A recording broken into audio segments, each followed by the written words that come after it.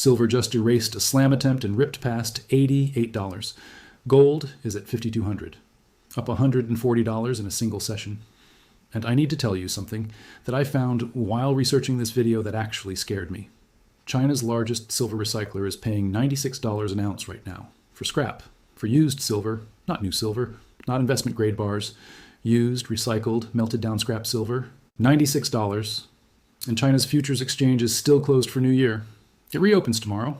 If the price that recyclers are paying for garbage silver is $96, what do you think happens when Shanghai opens and real buyers start bidding on real silver? I'll tell you what I think happens, and I don't think most people are ready for it.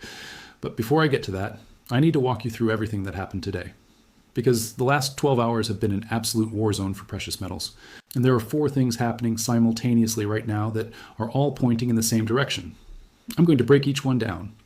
And by the end of this video, you're going to understand why I believe silver is heading to $100, and possibly much sooner than anyone expects.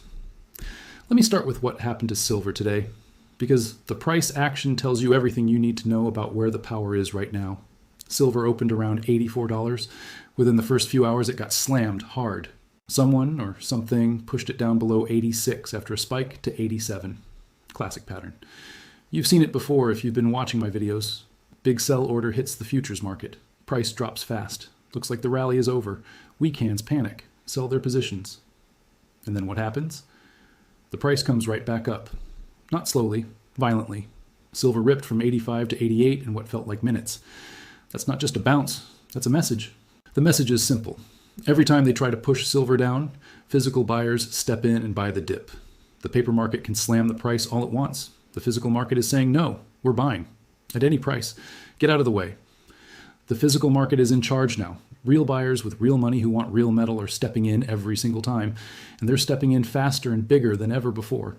I tracked the intraday chart today, and here's what I saw. The dip to 85.80 happened around the London session. Classic timing for a slam. London traders try to set the tone before New York opens. Silver dropped almost $2 in minutes, and then it reversed. Hard. By the time New York opened, silver had already recovered most of the loss. By early afternoon, it was at 88, new highs. The slam didn't just fail, it created a launch pad. Welcome to the hidden economy. If you're new to the channel, hit subscribe. I'm covering silver and gold every single day. What I'm about to show you next is the kind of data that most channels don't even know exists. One click, and you'll never miss it. So let me show you why the slam failed. And this is where it gets really interesting. I pulled up the Comex delivery data from Friday. And the numbers are getting harder and harder to ignore. 6 new silver delivery notices were issued on Friday alone. That brings the month-to-date total for February to 4,695 contracts. Now each contract is 5,000 ounces. So that's 23.475 million ounces of silver that have been called for physical delivery in February alone, 23.5 million ounces in 1 month being pulled out of the system. Here's what makes this number scary. We are now just 3 trading days away from March 1st notice day. That's the day when anyone holding a March silver futures contract can demand physical delivery. And March is a major delivery month on Comex. The open interest in March contracts is massive. If even a fraction of those contract holders say, I want my silver, not cash, not a rollover, actual metal, the Comex is going to have a serious problem. I looked at who's taking delivery. HSBC stopped 3 contracts Friday. JP Morgan stopped 2. ADM issued 4 and stopped 1. These aren't retail traders. These are the biggest banks in the world, and they want the metal, not the paper, the metal. When JP Morgan is taking physical delivery of silver at $88, that tells you something about where they think the price is going. Banks don't take delivery for fun. They take delivery because they believe the metal will be worth more than the cash. This connects directly to something I've been tracking for weeks. The Comex vaults have been draining steadily. The registered inventory, that's the silver actually available for delivery, has been falling month after month. Every time a delivery notice gets issued, metal leaves the vault, and it's not coming back. Because the people taking delivery are not selling it back into the system. They're holding it. They're storing it privately. They're moving it off exchange. The supply that's supposed to back all those paper contracts is slowly disappearing, and the market is starting to notice. And I'll be straight with you. When I first started tracking Comex data months ago, I thought the squeeze narrative was overhyped. People on Twitter screaming about vaults draining while the price was barely moving. I thought they were seeing what they wanted to see. But now I'm looking at the same data, and I can't argue with it anymore. The numbers are real, the drain is real, and it's accelerating. I was wrong to dismiss it early, and I'd rather tell you that than pretend I saw it coming all along. I want you to think about what this means mathematically. The March contract alone represents hundreds of millions of ounces of exposure. The registered inventory at Comex is a fraction of that. If even 10% of March contract holders demand delivery, there isn't enough metal, full stop. And when the math breaks on Comex, prices don't adjust gradually. They adjust violently. We saw it in January. We saw it in October. And we're about to see it again in March. But here's what really made me sit up.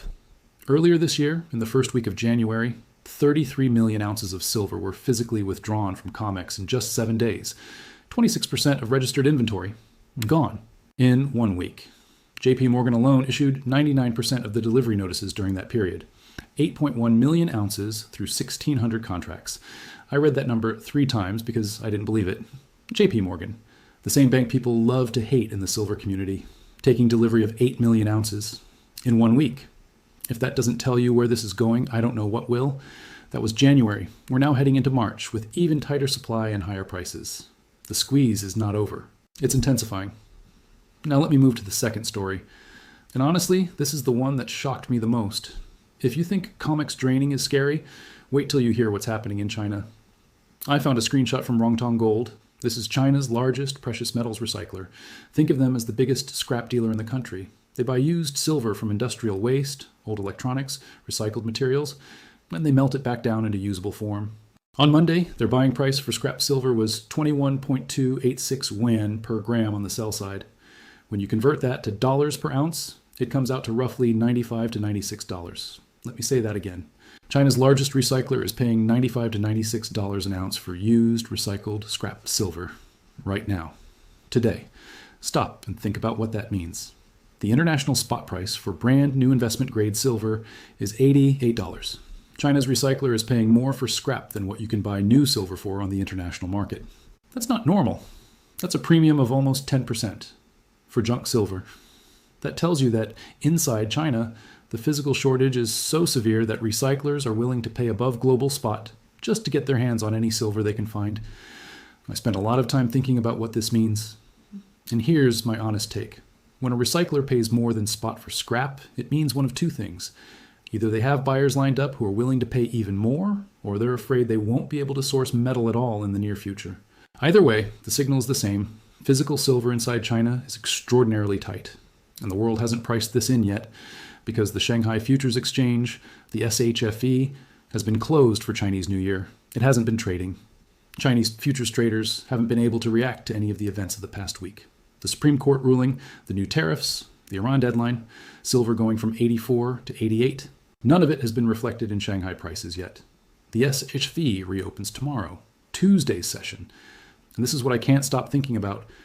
Think about what happens when Chinese traders log in and see that silver has moved 8 to 10% since they last traded. Think about what happens when they see that their own recyclers are paying $96. Think about where they're going to start bidding. My honest expectation is that silver opens in Shanghai well above $90, possibly above $95. And if that happens, it creates a feedback loop where the Shanghai price pulls the international price higher, which then creates more urgency in the physical market, which then pulls the price higher again.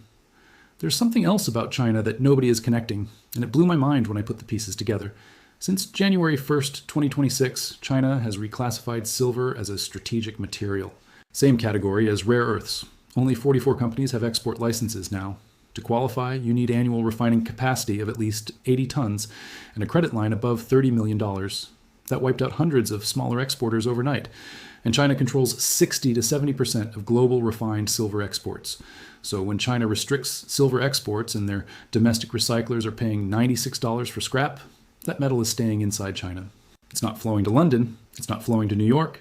It's being consumed domestically by solar manufacturers and electronics companies that need it to keep their production lines running. The rest of the world has to source silver from an ever-shrinking pool. And that pool is draining fast. This is the part that I think is most important. I've been saying for weeks that the gold-silver ratio is compressing, that silver is outperforming gold on a percentage basis. Today proved it again. Gold was up 2.76%. Silver was up 3.94%. That gap matters because it tells you that money is flowing into silver faster than gold. And when the ratio compresses, it means the market is waking up to the idea that silver is undervalued relative to gold. We're at about 59 right now on the ratio. A few weeks ago, we were at 65. That's a massive move in a very short time. Now let me get to the third thing, because this one made me actually angry when I read it. Trump went on social media and posted what I can only describe as a rage tweet. He said any country that wants to play games with their ridiculous Supreme Court decision will be met with a much higher tariff, and worse, especially those that have ripped off the USA for years and even decades. Buyer beware. All caps, exclamation marks. Signed, President Donald J. Trump. Here's the context, and I need you to understand this because it directly affects your gold and silver. The European Parliament announced today that they are freezing the ratification of their trade deal with the United States. The Turnberry Agreement, which was signed last year, was supposed to set tariffs at 15% for most EU exports to the US. The European Parliament's Trade Committee had been scheduled to vote on it tomorrow. Instead, they called an emergency meeting and said, "We're suspending everything until we get legal clarity from Washington." Their Trade Committee chairman called it pure customs chaos on the part of the US government. And the lead negotiator for the European People's Party said we have no other option but to delay. I want you to hear those words again. No other option. Let me put this in perspective because I don't think people understand how big this is.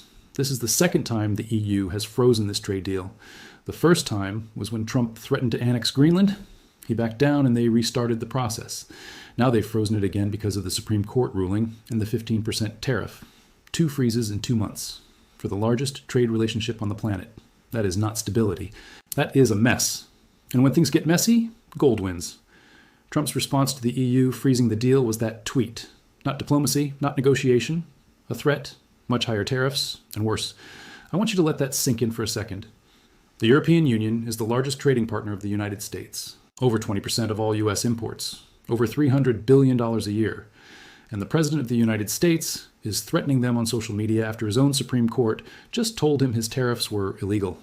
I don't know about you, but when I read that tweet, I thought this man is not backing down. He's doubling down. And that changes the math for gold. I sat with this for a while, and here's what I keep coming back to. This is not the behavior of someone who is looking to de-escalate. This is escalation, pure and raw. And every single escalation in this trade war has been bullish for gold and silver. Every single one. Because escalation means uncertainty. Uncertainty means risk. Risk means capital flows into safe haven assets. And the safest haven assets on the planet right now are gold and silver. Think about what a European central bank is thinking right now. They signed a trade deal. The Supreme Court blew up the legal framework it was based on. A new tariff appeared under a different law. The president raised it to the maximum within 24 hours. And now he's threatening to go even higher and worse. If you're managing reserves for a European country, what do? You buy gold. You buy it today, you buy it tomorrow. You buy it every day until the chaos stops. Because the chaos is not stopping. It's accelerating. Let me connect all 4 of these stories. Because when I was putting this video together, I kept going back and forth between the tabs on my screen. Comex data, wrong tong gold screenshot, Trump tweet, silver chart. And at some point it hit me. These aren't 4 separate stories. This is one story told from 4 different angles. Comex is emptying because physical buyers don't trust paper anymore. They want the metal in their hands. China's recyclers are paying above spot because the shortage inside China is real and desperate. Trump is escalating the trade war because he lost in the Supreme Court, and his response to losing is to hit harder. And silver is erasing every slam attempt because the people buying are stronger than the people selling. I've never seen all 4 of these forces line up at the same time. Not once in the months I've been covering this market. This is different. You can feel it in the price action. Put all 4 together and you get one conclusion. Silver is heading to $100. And I don't think it takes very long to get there. Here's my honest view on the path from here. And I want to be careful because I'm not trying to pump anything. I'm trying to give you my real read on the data. Silver is at 88 right now. The next major resistance level is 92. That was a level we touched briefly in January before the pullback. If silver breaks through 92 and holds above it, the path to 100 opens up fast. And I mean fast. There's very little resistance between 92 and 100 because silver moved through that zone so quickly in January that it never built a real trading base there. Now, I personally believe silver gets to the $95 to $100 range soon. Possibly this week if China's reopening creates the kind of bid I'm expecting. But I want to stress the 92 level. If silver breaks 92 and closes above it, that's the confirmation. That's the signal that says this isn't just a bounce. This is a new leg higher. Watch 92. That's the number. There's something else I want to point out that nobody is talking about. The Silver Institute released their 2026 outlook earlier this month. They're projecting a 6th consecutive year of supply deficit. 6th. Let that number sink in. 6 years in a row, the world has eaten more silver than it produced. The estimated shortfall for this year alone is 67 million ounces. Where does that silver come from? The vaults. The same vaults that are already draining. And here's the thing that keeps nagging at me. 67 million ounces sounds like a number on a page, but put it in context. That's almost the entire annual output of Mexico, the world's biggest silver producer. It's like saying we need an entire extra country's worth of silver just to meet demand, and that country doesn't exist. I keep waiting for someone to give me a bearish argument that actually holds up. Show me where the supply is coming from. Show me the new mines. Show me the substitute technology. Show me the recycling capacity that fills a 67 million ounce gap. Nobody can, because it doesn't exist. The bears talk about price being too high. But price being too high doesn't create silver. Only mines create silver. And the mines aren't producing enough. They haven't been for 6 years. And new mines take 7 to 10 years to build. I was reading a report that said Samsung actually signed a deal with a Canadian mining company to lock up 100% of a mine's silver output for 2 years. Not buying on the open market, not buying futures. Locking up the entire mine. I want you to think about what that decision means inside Samsung's boardroom. Some executive stood up and said, we cannot rely on the market to supply our silver anymore. We need to go directly to the source. When Samsung is scared about silver supply, you should be paying attention. When the biggest electronics manufacturer on the planet is bypassing the entire exchange system to lock up silver at the source, the message is crystal clear. Physical silver is running out, and the smart money knows it. Let me talk about what all of this means for gold. Because gold had a monster day too, and I don't want to ignore it. Gold hit 52.20. Up $140. I actually paused my research when I saw that number flash across my screen. 2.76% in a single session. And the interesting thing is that gold's move was driven almost entirely by the tariff chaos and the Trump tweet. The EU freezing the trade deal. The threat of even higher tariffs. The legal uncertainty around Section 122. All of it feeds the gold narrative. Because gold is the ultimate anti-chaos trade. When the system breaks down, when the rules change overnight, when the most powerful court in the country says your trade policy is illegal and you respond by escalating further, gold goes up. There is no better environment for gold than this. And I say that as someone who has been bullish for months. Even I'm surprised by how fast it's moving. Gold is going to 5,500 before this cycle is over, maybe higher. Goldman Sachs has 5,400 as their year-end target. I think they're conservative. But here's what I want you to focus on. The gold-silver ratio. It's at 59 right now. A few weeks ago it was 65. That compression is happening fast. And for silver holders, the ratio is everything. If gold goes to 5,500 and the ratio compresses to 40, silver goes to 137. If it compresses to 35, silver goes to 157. I'm not saying those numbers happen this month, but the direction is clear.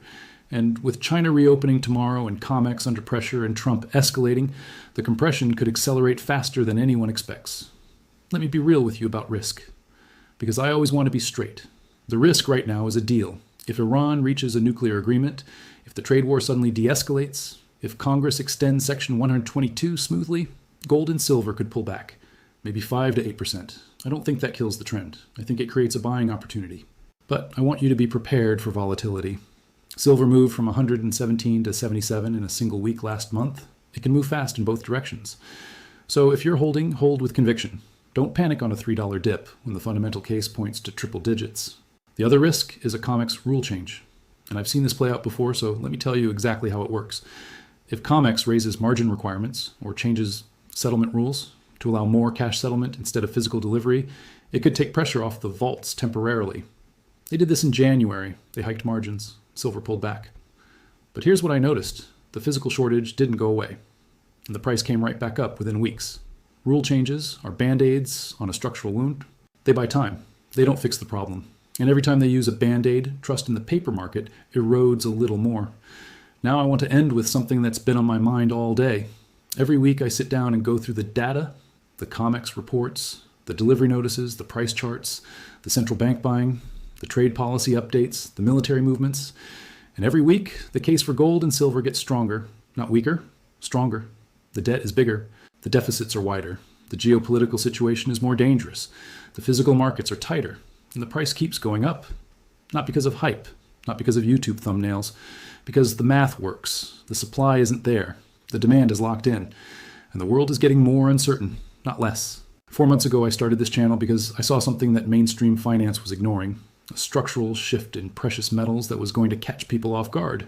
Every single week since then has confirmed that thesis. Silver went from 30 something to 88. Gold went from under 3,000 to 52.20.